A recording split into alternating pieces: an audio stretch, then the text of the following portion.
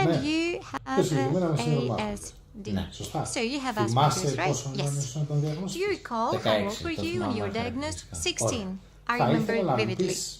Okay, please tell me. What were you feeling before the diagnosis? What were your symptoms? What were Μπορούσα you να feeling? διαβάσω, ας πούμε, για κάποιο For τεστ example, I ή could διαγώνισμα study for όσες a εβδομάδες θες, test or όσο χρόνο a θες, quiz και for όταν weeks. έμπαινα να δώσω, τα And ξέχναγα when όλα. I was to take Πολύ the άγχος. test, Ένιωθα my memory πάρα would πολύ fail άγχος me. και δεν μπορούσα να Anxiety would σκεφτώ. be overwhelming. I was unable to Αυτό είναι το think. ακαδημαϊκό κομμάτι. Okay, Σωστά. so Ναι, that's ωραία. Στο the κομμάτι that των has to do with the συμμαθητών academic σας, component. How about your η relations πορεία σου with στο your σχολείο ήταν από peers, 6 your χρονών fellow μετά, pupils? Because ναι, okay, μέχρι you went to 18. school at the age of 6, Ναι. 7, and you Τι graduated at the συνέβαινε age of με τις 18. φιλίες, τη So, δουλειά, τις how about παρέες? friends? How about Δεν μπορούσα να συνδεθώ social groups? εύκολα, γιατί δεν I was μπορούσα να unable καταλάβω to τι communicate. θέλανε οι It was not υπόλοιποι. easy because I was Εγώ unable to understand what προσπαθούσα others πάρα πολύ να wanted. I καταλάβω was τι trying θέλει so ο hard to καθένας, understand what every με single αποτέλεσμα person να μην wanted. μπορώ να As a καταλάβω απλά result, I was unable to ζήσε just τη simply στιγμή understand that και you're to live the θα moment. το δεις αργότερα. And Επίσης okay, δεν you'll μπορούσα find να things συνδεθώ από άποψη Also, ότι I was not άμα able μπορούσα να κάνω μια to συζήτηση με communicate. I σένα, was, you know, I would be discussing with you, and then at some point I would start talking about my interests, my favorite subjects. All of a sudden, I was off topic, and I was insisting every time I would start talking about what was favorable to me. So you were annoying, yes, a lot. And did people avoid you? Yes, rather, yes. And have you ever felt or experienced bullying? πολλές χρονιές. Many years. I think it was every year. And what was going on? Πάντα ήταν κάποιος που ήθελε να δεχτεί, επειδή εγώ δεν καταλάβαινα ακριβώς τι γινόταν, δεν μπορούσα να συνηθώ εύκολα. Λένε ας περάσουμε αυτό το άτομο, το οποίο δεν μπορεί να συνεχθεί εύκολα με τους άλλους και δεν τον πολύ συμπαθεί κανείς στους άλλους, οπότε είναι πιο εύκολο στόχος για μένα. Εσύ πώς δεχόσουν τι έκανες όταν react? What did you do when you were being bullied? How did you cope with that? Ανάλογα. Depends. Εξελίχθηκε με τις Over χρονιές, time, year to προσπάθησα year, πιο πολύ στην well, I αρχή was να trying το mostly αποφύγω at first to avoid ή this, πάγωνα. or I would freeze. Μετά από λίγο And χρονικό then διάστημα after συνειδητοποίησα some ότι time αυτό I δεν μπορεί realized να that πάει this κάπου, cannot γιατί δεν go βοήθαγε. on Το because να παγώνω it's απλά και να μην pointless. κάνω κάτι γι' αυτό Just που δεν βοήθαγε. freezing Και το να φεύγω was not σημαίνει helpful. ότι απλά είτε θα ήταν And χειρότερο fleeing meant that things would get ή απλά worse, θα συνέχισε έτσι or όπως ήταν that την επόμενη they μέρα. would remain the same way the next day. And how about your relations with your Πολύ parents? παράξενη, γιατί Very strange relations. δεν μπορούσαν να In καταλάβουν particular, my ακριβώς parents γιατί could ήμουν not understand διαφορετικός. exactly why Γιατί I was φαινόμουν, different. Because άμα I με looked, έβλεπες, ας πούμε, well, if 2-3 someone φορές saw me την like 2 εβδομάδα or 3 times για a week κάνα δεκάλεπτο, for, let's say, 10 φαινόμουν minutes, φυσιολογικός. I would see άμα με normal, έβλεπες look στο normal. But σπίτι, if someone saw me μπορεί να at με έβλεπες home, τις ώρες με το κινητό, then you would see me με spending ηλεκτρονικά, hours με using my οτιδήποτε mobile που έκανε το phone αγαπημένο or μου playing ενδιαφέρον. video games, Αλλά anything that αυτό would μονοπολούσε attract και το my χρόνο. attention. Ναι. Okay, so your time was επηρέαζε πάνω κάτω όλη monopolized την ημέρα, that way. όλο Yes. το χρόνο. All day long, all year long. And what were the reactions of your parents? My parents simply thought, you know, then all children my age started spending too much time being addicted on video games. So they were thinking I'm just one of those kids. And they thought that this is something that I will overcome, it's no big deal. And what did that lead to? A lot of conflicts. Because I was trying to calm down by spending time doing what I like. But my parents, my folks would tell me, no, don't do that anymore, it's too much. And that was true, I was actually spending too much time on that, but I wanted to relax, Okay, and who was the person with whom you had the worst relation? My dad. He couldn't understand me at all, so as a result we used to fight all the time. And were these fights tense? A lot. Αυτά μέχρι την ώρα της διάγνωσης. Okay, that's up to the diagnosis, right? Yes. What happened next? Μετά τη διάγνωση που έγινε στα 16 μου, άλλαξαν τα πράγματα. Άλλαξε και η συμπεριφορά και του πατέρα μου και της μητέρας μου. Γιατί τουλάχιστον Εγώ καταλάβαινα ότι κάτι είχα, αλλά δεν ήμουν σίγουρος τι.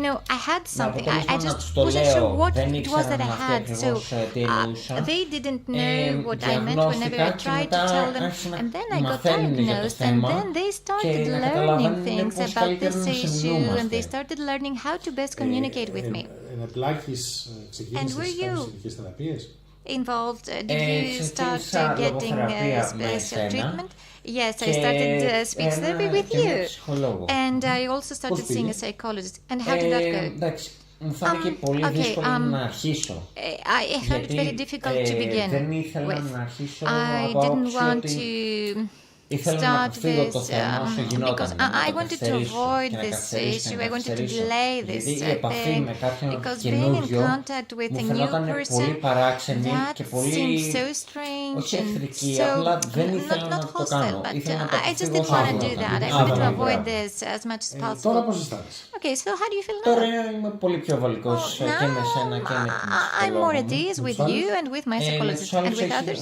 With others, well, my speech has improved a lot. I communicate better, particularly with my father and my mother, but with my friends as well. And I can actually meet new people easily. Ταξίδι το οποίο πήρε And πολύ that was a χρόνο, journey that took a lot of time. αλλά πραγματικά το προτείνω σε όλους. Άμα χρειαστεί και μπορείτε να το κάνετε. If necessary and if you're able to do that, go for it. It's worth your time. Andreas, thank you very much. You're welcome. I should say that Andreas is currently 23 years old. He is a university student.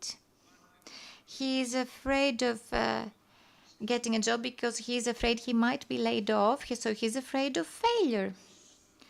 He still has some issues when it comes to verbal expression. And by the way, this interview was improvised on the spot.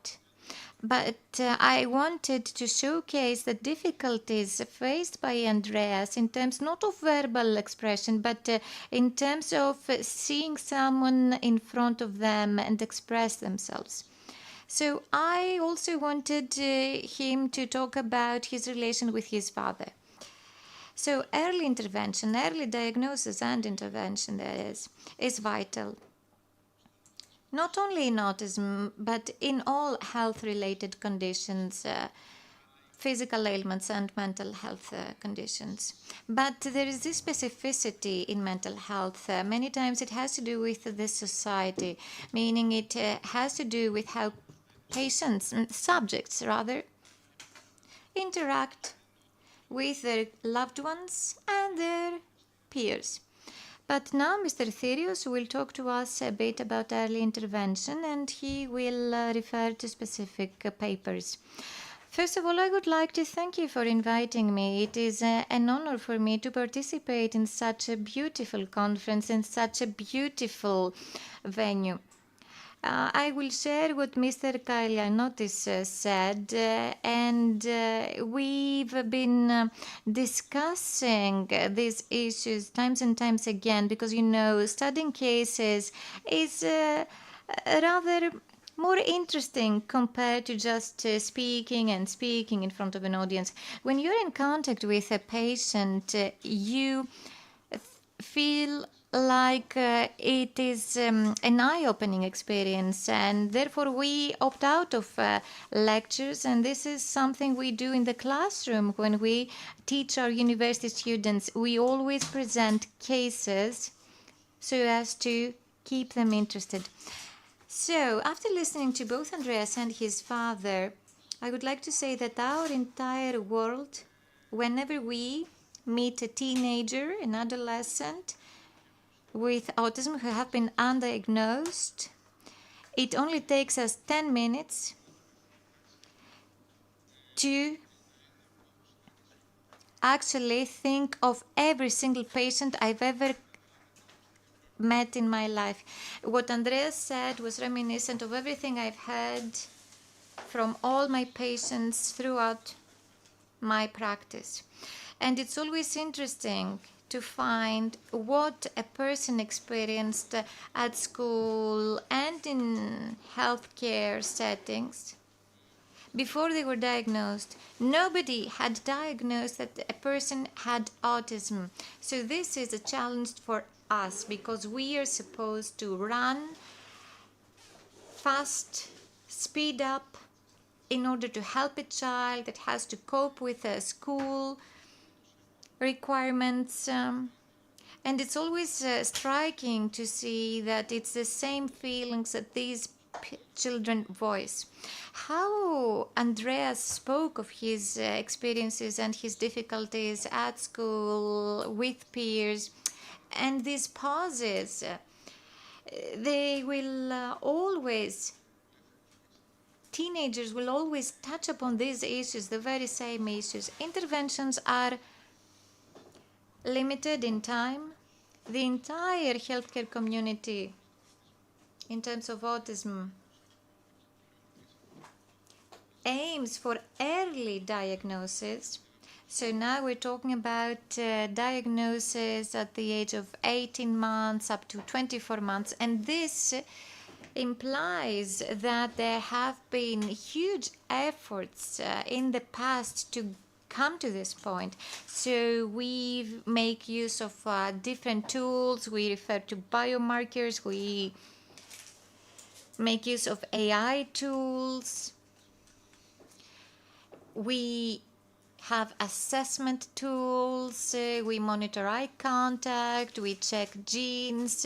So new developments and advances are made daily, and all of these components are helpful in terms of early diagnosis. Why? Because the key is early diagnosis and early intervention. The earlier the intervention takes place, the best outcomes you will achieve. So the adolescent, the adult, will be no different than other children their own age. So we see that this works. Early intervention clearly works. It's a success rate of 60%. And it is very important to train parents, educate parents, so that they also do their part to improve social interaction of their children with autism. We have many programs underway to improve diagnostics, to raise awareness among healthcare professionals and educators alike. So all of these are helpful for us to set an early diagnosis and proceed to early intervention. We do not want diagnosis to be delayed. We want to make sure that the child gets as much help as possible on their way to adulthood.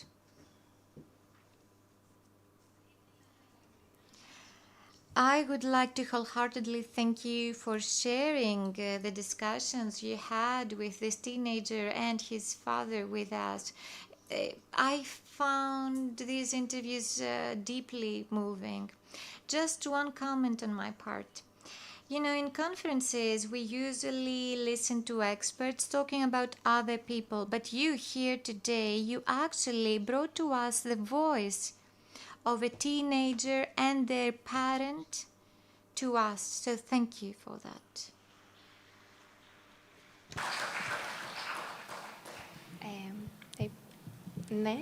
So yes, Mr. Alexiou, over to you.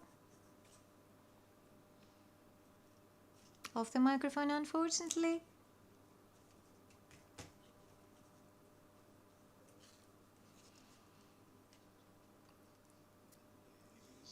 So I wanted to thank the both of you on behalf of the scientific committee behind this conference, but special thanks to Kostas, if I may, because today and tomorrow as well, he is in charge of two, not just one, two experiential activities.